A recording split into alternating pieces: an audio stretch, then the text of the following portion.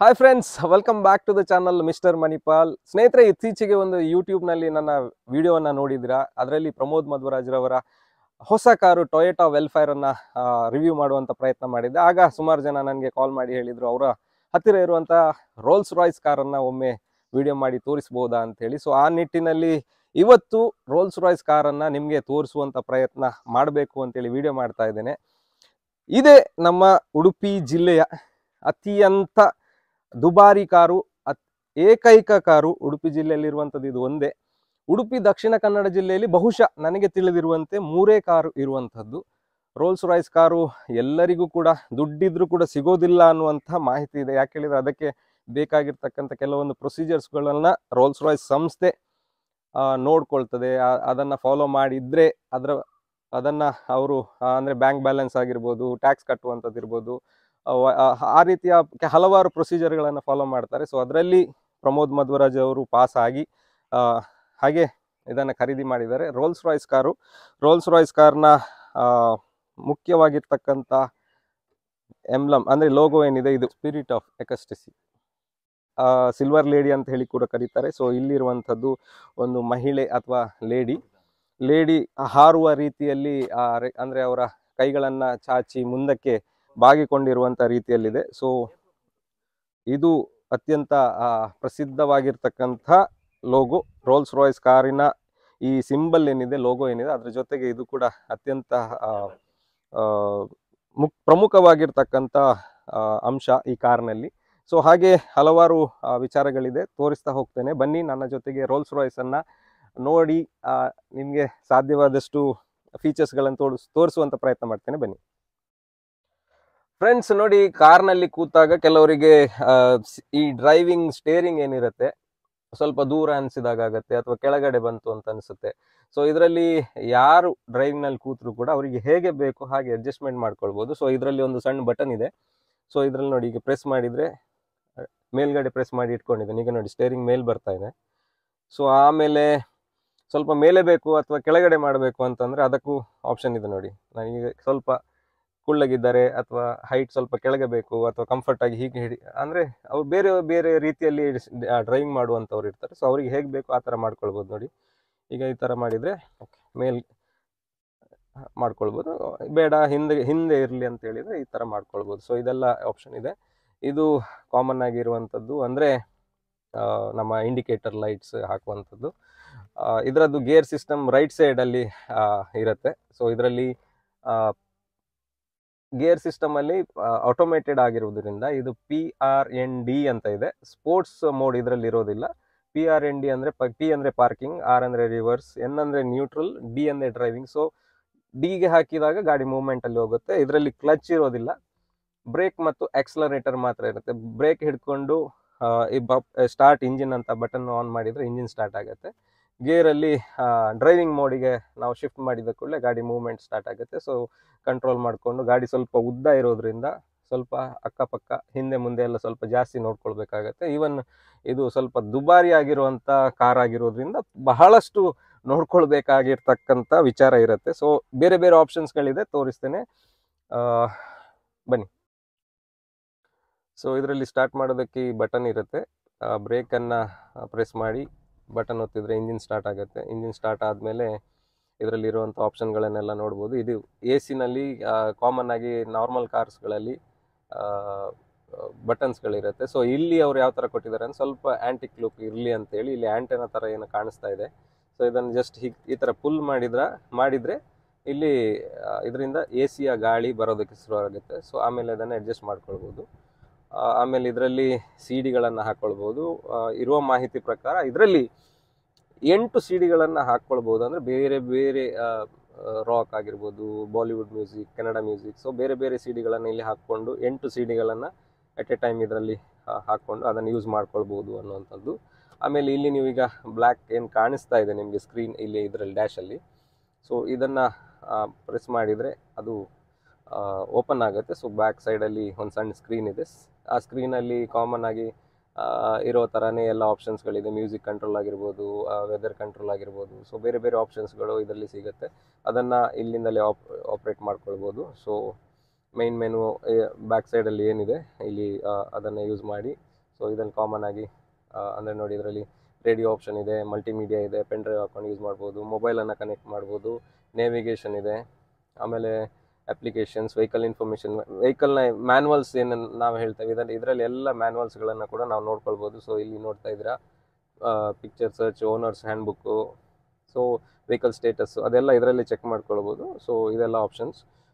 ಆಮೇಲೆ ಇದು ಮ್ಯೂಸಿಕ್ ಹಾಕ್ಕೊಂಡು ನೈಟ್ ಡ್ರೈವಲ್ಲಿ ಹೋಗ್ತಾ ಇರುವಾಗ ಕಣ್ಣಿಗೆ ಎಫೆಕ್ಟ್ ಆಗಬಾರ್ದು ಅಥವಾ ನಿದ್ರೆಗೆ ಎಫೆಕ್ಟ್ ಆಗಬಾರ್ದು ಅನ್ನೋ ರೀತಿಯಲ್ಲಿ ಅದಕ್ಕೆ ಈ ಥರ ಕ್ಲೋಸಿಂಗ್ ಆಪ್ಷನ್ ಕೊಟ್ಟಿದ್ದಾರೆ. ಬೇಕು ಅಂದರೆ ಅದನ್ನು ಹಾಕ್ಕೊಳ್ಬೋದು, ಮ್ಯೂಸಿಕ್ ಹಾಕ್ಕೊಂಡು ರನ್ನಿಂಗಲ್ಲಿ ಹೋಗ್ತಾ ಇರ್ಬೋದು. ಸೊ ಇಲ್ಲಿ ಇರುವಂಥದ್ದು ರೋಲ್ಸ್ ರಾಯ್ಸ್ ಇದ್ದು ಅನಲಾಗ್ ಕ್ಲಾಕ್, ಹೆಚ್ಚಾಗಿ ಡಿಜಿಟಲ್ ಕ್ಲಾಕ್ಸ್ ಇರುತ್ತೆ. ಸೊ ರೋಲ್ಸ್ ರಾಯ್ಸ್ ಸ್ವಲ್ಪ ಡಿಫ್ರೆಂಟ್ ಆಗಿರೋದ್ರಿಂದ ಪ್ರತಿಯೊಂದು ಕೂಡ ಯುನಿಕ್ ಆಗಿರೋ ರೀತಿಯಲ್ಲಿ ಡಿಸೈನ್ ಮಾಡಿದ್ದಾರೆ. ಸೊ ಇದು ನಮ್ಮ ಅನಲಾಗ್ ಕ್ಲಾಕನ್ನು ಕೊಟ್ಟಿದ್ದಾರೆ. ಆಮೇಲೆ ಇದು ಮ್ಯೂಸಿಕ್ ಕಂಟ್ರೋಲನ್ನು ಯೂಸ್ ಮಾಡ್ಕೊಳ್ಳೋದು, ಇದು AC ಕಂಟ್ರೋಲ್.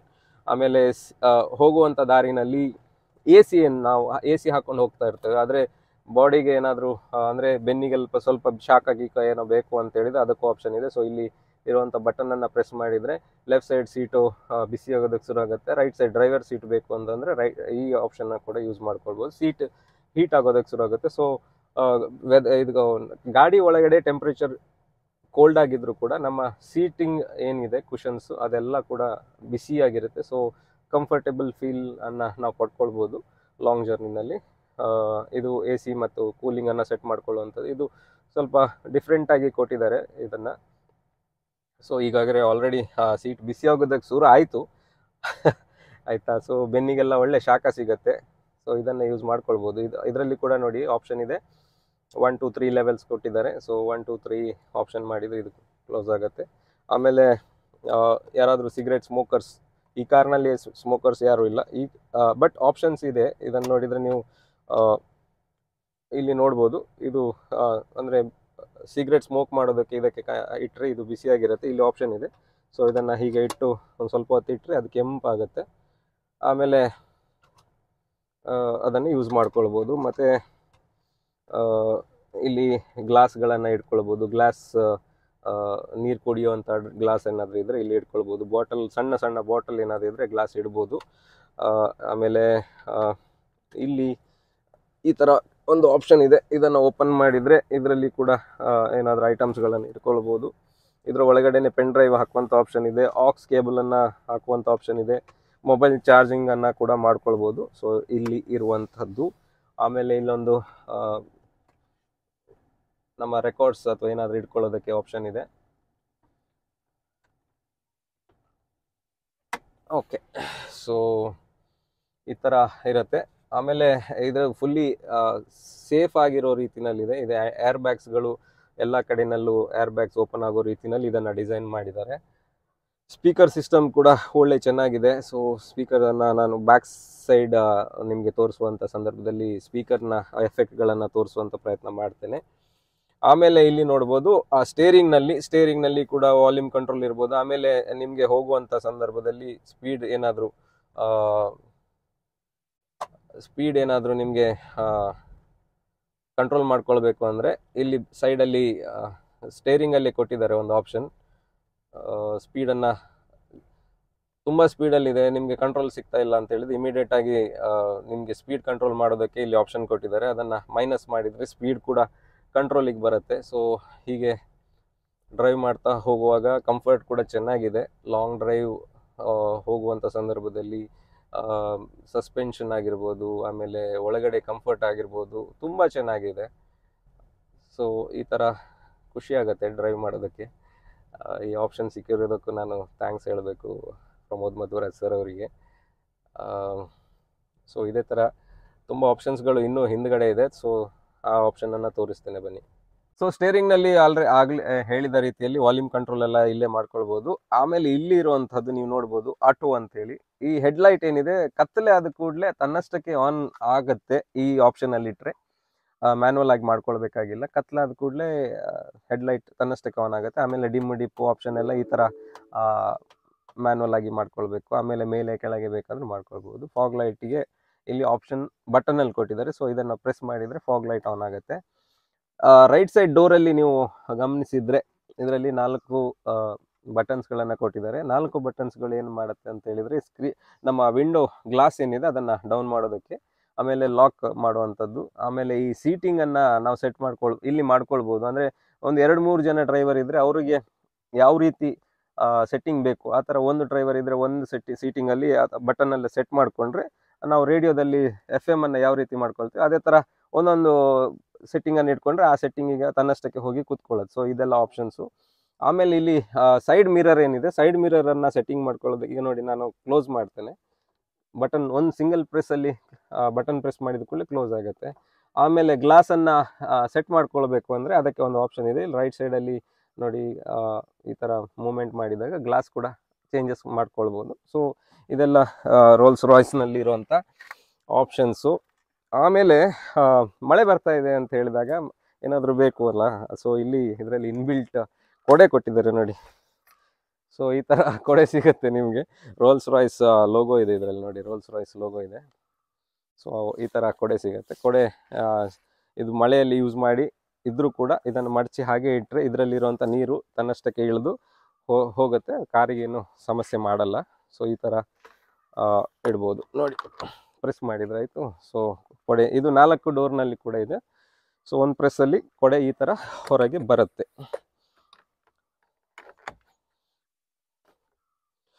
ಆಮೇಲೆ ಇರುವಂಥದ್ದು ನೋಡಿ, ಈಗ ಡೋರನ್ನು ನಾವು ಗಟ್ಟಿ ಪುಷ್ ಮಾಡಬೇಕಾಗಿಲ್ಲ, ಜಸ್ಟ್ ಹೀಗೆ ತೆಗೆದು ಬಿಟ್ಟು ತನ್ನಷ್ಟಕ್ಕೆ ಅದು ಡೋರ್ ಕ್ಲೋಸ್ ಆಗುತ್ತೆ. ಫ್ರೆಂಡ್ಸ್, ಕಾಮನ್ ಆಗಿ ಎಲ್ಲ ಕಾರ್ಗಳಲ್ಲಿ ಡೋರ್ ಹಿಂದ್ಗಡೆಯಿಂದ ಅಂದರೆ ಬ್ಯಾಕ್ ಸೈಡ್ ಡೋರ್ ಏನಿರುತ್ತೆ ಇಲ್ಲಿಂದ ನಾವು ಓಪನ್ ಮಾಡ್ತೇವೆ.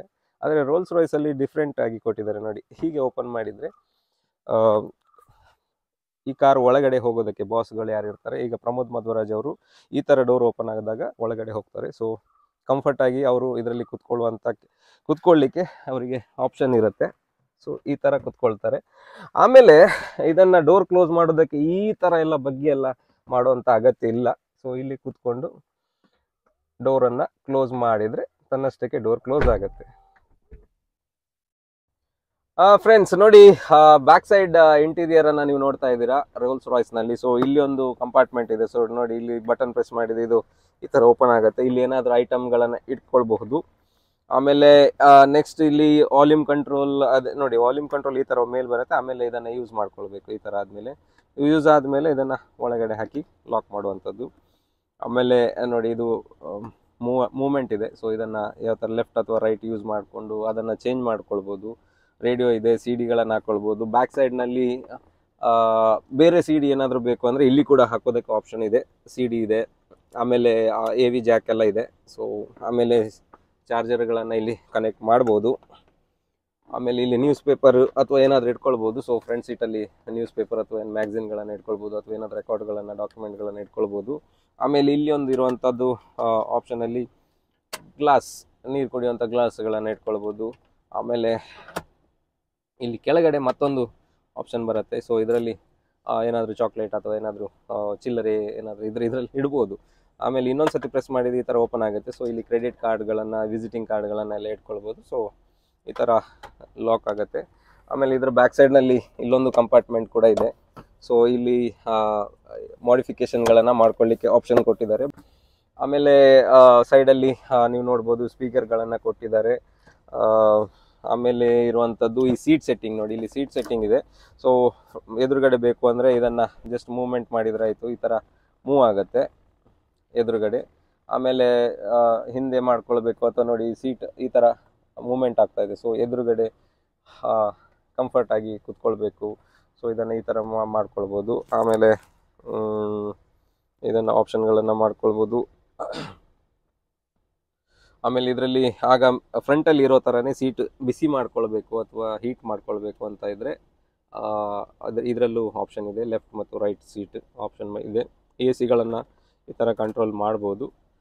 ಆಮೇಲೆ ಇಲ್ಲಿ ಇದಕ್ಕೂ 2 TV ಕೊಟ್ಟಿದ್ದಾರೆ.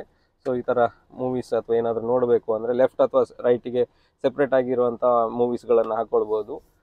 ಅದರ ಕಂಟ್ರೋಲ್ ಕೂಡ ಇದು ಸೆಪ್ರೇಟ್ ಆಗಿರುತ್ತೆ. ಲೆಫ್ಟ್ ಸೈಡ್ನಲ್ಲಿ ಕೂತ್ರೆ ಲೆಫ್ಟ್ ಸೈಡ್ನಲ್ಲಿ ಕಂಟ್ರೋಲ್ ಮಾಡ್ಬೋದು, ರೈಟ್ ಸೈಡ್ನಲ್ಲಿ ಕೂತ್ರೆ ರೈಟ್ ಸೈಡ್ನಲ್ಲಿ ಕಂಟ್ರೋಲ್ ಮಾಡ್ಕೊಳ್ಬೋದು. ಸೊ ಮತ್ತು ಇದನ್ನು ಆಪ್ರೇಟ್ ಮಾಡೋದಕ್ಕೆ ಮಾತ್ರ ಇರುವಂಥದ್ದು ಇದು ಆಪ್ಷನ್ ಮಾತ್ರ. ಸೊ ಯಾವುದು ಬೇಕು ಅದನ್ನು ಸೆಟ್ ಮಾಡ್ಕೊಳ್ಬೋದು. ಬ್ರೈಟ್ನೆಸ್ ಆಗಿರ್ಬೋದು, ನೇವಿಗೇಷನ್ ಆಗಿರ್ಬೋದು, ಮ್ಯೂಸಿಕ್ ಆಗಿರ್ಬೋದು. ಸೊ ಓವರಲ್ ಆಗಿ ಎಲ್ಲ ಇದೆ. ಆಮೇಲೆ ಸನ್ ರೂಫ್, ಮೂನ್ ರೂಫ್ ಕೂಡ ಮೇಲ್ಗಡೆ ಕೊಟ್ಟಿದ್ದಾರೆ. ಸೊ ಅದನ್ನು ಓಪನ್ ಮಾಡಿದರೆ ಓಪನ್ ಆಗುತ್ತೆ ಮೇಲ್ಗಡೆಯಿಂದ. ಆಮೇಲೆ ರೀಡಿಂಗ್ ಲೈಟ್ಗಳನ್ನು ಕೊಟ್ಟಿದ್ದಾರೆ. ಇಲ್ಲಿ ಕಾಲ್ ಕೆಳಗೆ ಲೈಟ್ ಬೇಕು ಅಂತ ಹೇಳಿದೆ. ಸೊ ಮೇಲ್ಗಡೆ ಒಂದು ಸ್ವಿಚ್ ಕೊಟ್ಟಿದ್ದಾರೆ, ಅದನ್ನು ಆನ್ ಮಾಡಿದರೆ ಈ ಥರ ಕಾಲ್ ಕೆಳಗೆ ಲೈಟ್ ಆನ್ ಆಗತ್ತೆ. ಮತ್ತು ಎಲ್ಲ ಕಡೆ ಏರ್ ಬ್ಯಾಗ್ಸ್ಗಳನ್ನು ಕೊಟ್ಟಿದ್ದಾರೆ. ಸೇಫ್ಟಿ ಆ್ಯಂಡ್ ಸೆಕ್ಯೂರ್ಡ್ ಆಗಿರುವಂಥ ಗಾಡಿಯನ್ನು ಡಿಸೈನ್ ಮಾಡ್ಕೊಂಡಿದ್ದಾರೆ. ಸೊ ಇದು ಒಳಗಡೆ ಇರುವಂತಹ ಲುಕ್ಕು. ಆಮೇಲೆ ಬೇರೆ ಬೇರೆ ಆಪ್ಷನ್ಸ್ಗಳಿದೆ. ಅದು ಬಹುಶಃ ನನಗೆ ಎಕ್ಸ್ಪ್ಲೈನ್ ಮಾಡಲಿಕ್ಕೆ ಬರೋದಿಲ್ಲ ಅನಿಸುತ್ತೆ, ಅಥವಾ ಅದನ್ನು ಎಕ್ಸ್ಪ್ಲೋರ್ ಮಾಡಲಿಕ್ಕೆ ಆಗೋದಿಲ್ಲ. ಸೊ ಸಾಧಾರಣವಾಗಿ ನನಗೆ ತಿಳಿದಿರುವಂಥ ರೀತಿಯಲ್ಲಿ ನಿಮಗೆ ಈ ಒಳಗಿನ ರೋಲ್ಸ್ ರಾಯ್ಸ್ ಗೋಸ್ಟ್ನ ಒಳಗಿನ ಒಂದು ಇಂಟೀರಿಯರನ್ನು, ಫೀಚರ್ಸ್ಗಳನ್ನು, ಆಪ್ಷನ್ಸ್ಗಳನ್ನು ತಿಳಿಸ್ಕೊಡೋದಕ್ಕೆ ಪ್ರಯತ್ನ ಮಾಡಿದ್ದೇನೆ. ಸೊ ಇನ್ನು ಉಳಿದಿರುವಂಥದ್ದು ಬಾನೆಟ್ ಮತ್ತು ಡಿಕ್ಕಿ. ಸೊ ಫ್ರಂಟ್ ಇಂಜಿನ್ ಯಾವ ಥರ ಇದೆ, ಹಿಂದ್ಗಡೆ ಎಷ್ಟು ಸ್ಪೇಸ್ ಇದೆ ಅನ್ನೋದನ್ನು ತೋರಿಸ್ಕೊಡ್ತೀನಿ ಬನ್ನಿ. ಸೊ ಫ್ರಂಟ್ ಲುಕ್ನಲ್ಲಿ ಗ್ರಿಲ್ ಏನಿದೆ, ಈ ಗ್ರಿಲ್ ಕೂಡ ಅವರು ಪೇಟೆಂಟ್ ಮಾಡ್ಕೊಂಡಿದ್ದಾರೆ ರೋಲ್ಸ್ ರಾಯ್ಸ್ನವರು. ಈಗ ರೋಲ್ಸ್ ರಾಯ್ಸ್ ಏನು ಕಂಪನಿ ಇದೆ ಅದರ ಪೇರೆಂಟ್ ಕಂಪನಿಗ BMW. ಸೊ BMW ಅವರು ಇದರ ವಹಿವಾಟುಗಳನ್ನು ನೋಡ್ಕೊಳ್ತಾರೆ. ಸೊ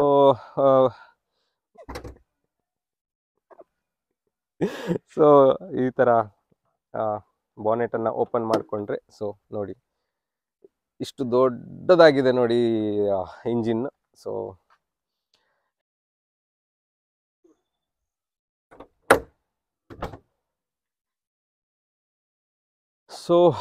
ಇದು ನಮ್ಮ ರೋಲ್ಸ್ ರಾಯ್ಸ್ ಕಾರಿನ ಫ್ರಂಟ್ ಲುಕ್. ಆಮೇಲೆ ಸೈಡ್ನಲ್ಲಿ ನೀವು ನೋಡ್ಬೋದು ಟೈರ್ ಏನಿದೆ. ಸೊ ಟೈರ್ ಮೂವ್ಮೆಂಟ್ ಆಗುವಾಗ ಈ ರೋಲ್ಸ್ ರಾಯ್ಸ್ನ ಲೋಗೋ ಏನಿದೆ ಇದು ಸ್ಟ್ರೈಟ್ ಆಗಿ ಇರುತ್ತೆ, ಅದು ತಿರುಗೋದಿಲ್ಲ, ರೊಟೇಟ್ ಆಗೋದಿಲ್ಲ. ಸೊ ಎಲ್ಲ ಕಡೆ ರೋಲ್ಸ್ ರಾಯ್ಸ್ ಸಿಂಬಲ್ಗಳನ್ನು ಕೊಟ್ಟಿದ್ದಾರೆ. ಸೊ ಈ ಥರ ಡೋರ್ ಓಪನ್ ಆಗುತ್ತೆ. 2 ಡೋರು ಓಪನ್ ಮಾಡಿದಾಗ ಯಾವ ಥರ ಕಾಣಿಸುತ್ತೆ ಅಂತ ನೋಡಿ. ಸೊ ಈ ಥರ ಕಾಮನ್ ಆಗಿ ಸೆಕ್ರೆಟರಿ ಅಥವಾ PA ಯಾರು ಇರ್ತಾರೆ ಅವರು ಇಳಿದು ಬಾಸ್ಗಳಿಗೆ ಡೋರ್ ಓಪನ್ ಮಾಡುವಂಥದ್ದು, ಅಥವಾ ಗನ್ಮೆನ್ಗಳಿದ್ದರೆ ಅವರು ಡೋರ್ ಓಪನ್ ಮಾಡುವಂಥದ್ದು. ಸೊ ಅವ್ರು ಇಳಿದು ಡೋರನ್ನು ಪುಷ್ ಮಾಡಿ ಅವರು ಹೀಗೆ ನಿಲ್ತಾರೆ. ಸೊ ಆಮೇಲೆ ಕ್ಲೋಸ್ ಹೊರಗಡೆಯಿಂದ ಮಾಡ್ಬೋದು. ಈ ಥರ ಕ್ಲೋಸ್ ಆಗುತ್ತೆ. ಜಸ್ಟ್ ಕ್ಲೋಸ್ ಮಾಡಿದ್ರೆ ಆಯಿತು, ಅದು ತನ್ನಷ್ಟಕ್ಕೆ ಲಾಕ್ ಆಗುತ್ತೆ. ಆಮೇಲೆ ಇರುವಂಥದ್ದು ರೋಲ್ಸ್ ರಾಯ್ಸ್ನ ಡಿಕ್ಕಿಯಲ್ಲಿ ಎಷ್ಟು ಜಾಗ ಇದೆ ಅನ್ನೋದನ್ನು ತೋರಿಸ್ಕೊಡ್ತೇನೆ ಬನ್ನಿ. ಈ ರೋಲ್ಸ್ ರಾಯ್ಸ್ನ ಲೋಗೋ ಏನಿದೆ ಅದರ ಕೆಳಗಡೆ ಒಂದು ಬಟನ್ ಇದೆ, ಜಸ್ಟ್ ಅದನ್ನು ಪ್ರೆಸ್ ಮಾಡಿದರೆ ಆಯಿತು, ಈ ಥರ ಡಿಕ್ಕಿ ಓಪನ್ ಆಗುತ್ತೆ. ಸ್ಟೆಪ್ನಿ ಅದ್ರ ಜೊತೆ ಬರೋದಿಲ್ಲ, ಸೆಪ್ರೇಟಾಗಿ ಪರ್ಚೇಸ್ ಮಾಡಬೇಕು. ಇಷ್ಟು ಸ್ಪೇಷಿಯಸ್ ಆಗಿರುವಂಥ ಜಾಗ ಇದೆ. ಇದರಲ್ಲಿ ಏನಾದರೂ ಐಟಮ್ಗಳನ್ನು ಇಟ್ಕೊಳ್ಬೋದು. ಆಮೇಲೆ ಕ್ಲೋಸ್ ಮಾಡಬೇಕು ಅಂತ ಹೇಳಿದರೆ ಜಸ್ಟ್ ಇಲ್ಲಿ ಇರುವಂಥ ಬಟನನ್ನು ಕ್ಲೋಸ್ ಮಾಡಿದರೆ ಆಯಿತು. ಸೊ ಈ ಥರ ಕ್ಲೋಸ್ ಆಗುತ್ತೆ. ಸೊ ಫ್ರೆಂಡ್ಸ್, ಇದು ನಮ್ಮ ಉಡುಪಿ ಜಿಲ್ಲೆಯ ರೋಲ್ಸ್ ರಾಯ್ಸ್ ಗೋಸ್ಟ್ ಕಾರಿನ ಒಂದು ಮಾಹಿತಿಗಳು. ಬಹಳಷ್ಟು ಮಾಹಿತಿಗಳನ್ನು ಹೇಳೋದಕ್ಕೆ ಆಗಲಿಲ್ಲ, ಸಾಧ್ಯವಾದಷ್ಟು ಮಾಹಿತಿಗಳನ್ನು ತಿಳಿಸ್ಕೊಡುವಂಥ ಪ್ರಯತ್ನ ಮಾಡಿದ್ದೇನೆ. ಸೊ ರೋಲ್ಸ್ ರಾಯ್ಸ್ ಗೋಸ್ಟ್ ಎನ್ನುವಂಥದ್ದು ವಿಶ್ವದಲ್ಲೇ ಅತ್ಯಂತ ಪ್ರಸಿದ್ಧ ಮತ್ತು ಪ್ರಖ್ಯಾತ ವಿಶ್ವದರ್ಜೆಯ ಕಾರುಗಳಲ್ಲಿ ಒಂದು ಎನ್ನುವಂಥದ್ದು ನಾವು ಮರಿಬಾರ್ದು. ರೋಲ್ಸ್ ರಾಯ್ಸ್ ಅನ್ನುವಂಥ ಸಂಸ್ಥೆ BMW, ಬೆಂಟ್ಲಿ, ಫೆರಾರಿ ಈ ಕಂಪನಿಗಳ ಜೊತೆಗೆ ವಿಶ್ವ ದರ್ಜೆಯ ಸ್ಥಾನಮಾನವನ್ನು ಪಡೆದುಕೊಂಡಿದೆ. ಈ ಕಾರಿನ ಮುಂದೆ ನಿಲ್ಲೋದಕ್ಕೂ ಒಂದು ಅವಕಾಶ ಸಿಕ್ಕಿದೆ ಅಂತ ಹೇಳಿದರೆ ಅದಕ್ಕೂ ನಾವು ಅತ್ಯಂತ ಖುಷಿ ಪಡಬೇಕು, ಹೆಮ್ಮೆ ಪಡಬೇಕು. ಆ ಮಟ್ಟದಲ್ಲಿ ಈ ಕಾರಿಗೆ ಒಂದು ಬೆಲೆ ಇದೆ. ಸೊ ಈ ಕಾರಿನ ಒಂದು ಮಾಹಿತಿಯನ್ನು ತಿಳಿಸ್ಕೊಡೋದಕ್ಕೆ ಪ್ರಯತ್ನ ಮಾಡಿದ್ದೇನೆ. ಸೊ ಇಂತಹ ಹಲವಾರು ವಿಚಾರಗಳನ್ನು ನೋಡೋದಕ್ಕೆ ಮರಿಬೇಡಿ. ನನ್ನ ಚಾನಲನ್ನು ಸಬ್ಸ್ಕ್ರೈಬ್ ಮಾಡಿ, ಕಮೆಂಟ್ ಮಾಡಿ, ಶೇರ್ ಮಾಡಿ, ಲೈಕ್ ಮಾಡಿ. Thank you so much for watching.